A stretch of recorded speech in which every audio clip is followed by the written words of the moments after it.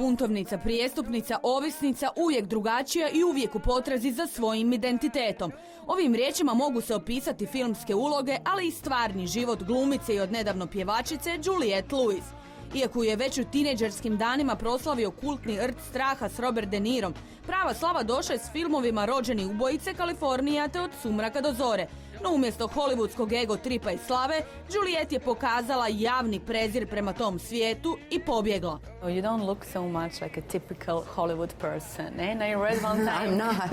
Yes, you're not actually. You're much, different. And I read once that you said that actually, people treat you like a freak because you're famous. What did you mean by that? I just mean, even early on making movies, I've always felt like an outsider of some kind.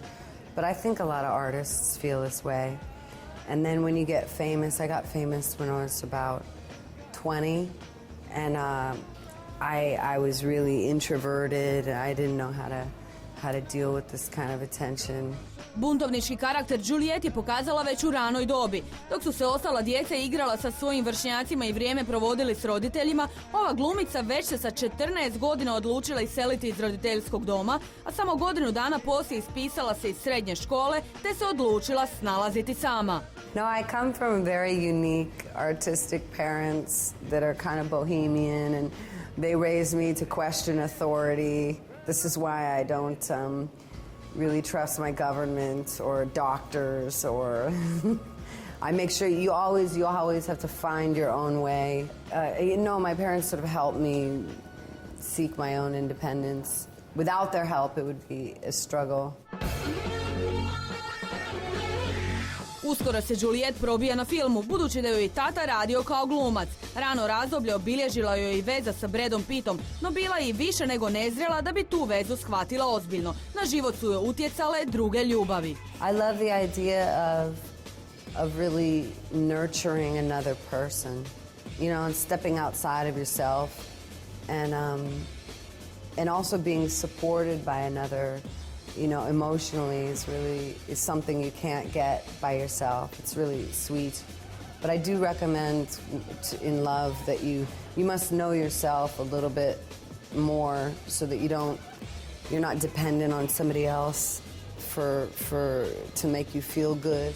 Velika slava, uspjeh i novac koji su uskoro uslijedili zbog brojnih uspješnih filmova Juliette nisu pretvorili u hollywoodski krem de la krem proizvod, već su u njoj probudili još veću nesigurnost, te je umjesto u svijet glamura ušla u svijet pakla droge. Za sve je, kaže, kriv prokleti Hollywood. What is the worst thing that you or something that you don't like about Hollywood? Hollywood? Well, it's just sort of this imaginary land, because I know as you speak of it, I don't live in Hollywood. I live up a quiet street with lots of trees. What I love about it is that you get to work with people like Martin Scorsese and Woody Allen, Oliver Stone, and all these incredible directors. But the business side of Hollywood, I don't fully understand or participate in, which is sort of this idea of being current and present and going to parties and things like this. All the time. It's not really my scene. U paklu droge Juliette je bila dugi niz godina. Nekoliko je puta završila u zatvoru, a često kaže kako ju je od smrti spasio Tom Cruise, koji je uveo scientologiju koja je njemu, Johnu Travolti i mnogim celebritima promijenila život. So did this help you? Yeah, I think L. Ron Hubbard's a really brilliant writer. And there's a lot to learn in his books. They're very logical. This is what many people don't know, that it's real common sense kind of stuff that helps you connect with other people and yourself and life. What do you think? When did you find yourself completely, Oh, never. What, are you kidding?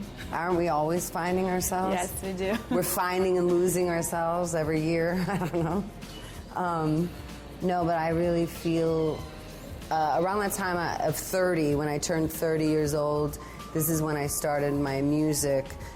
Because before it was just this little secret that I had ever since I was little, like 8 years old. And it was pulling at me. It was like a lost love. And so I needed to start a band and start playing live. I was always songwriting for years, and then I finally let it out. Hello, stranger. You've been a stranger for too long. Posljednjih nekoliko godina ova slavna glumica posvetila se isključivo glazbi, zbog čega je i posjetila Novi Sad kako bi svirala na otvorenju njihova filmskog festivala Cinema City. Glazba je sada njezina prva ljubav. There are so many Hollywood people that have tried to go into the music, but not so successfully. What sets you apart? I think the strength of my live show, I don't know. I mean, I always knew when I started a band, it was all about the live show for me and that connection with people and the music, really. What inspires you for writing? Everything. Everything and anything. The sunshine, something that's stupid in a magazine, all kinds of things inspire me. Love, this feeling of hunger, you know, like hungry meaning a search for something you can't find, and that can be in many things. My record is about this kind of struggle in this life of being hopeful but filled with cynicism at the same time, this kind of duality, you know, where you can feel really innocent but also really experienced at the same time.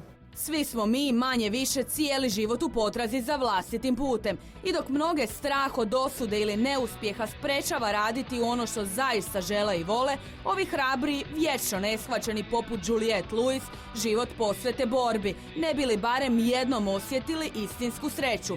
Izgleda da je ona svoju bitku konačno dobila.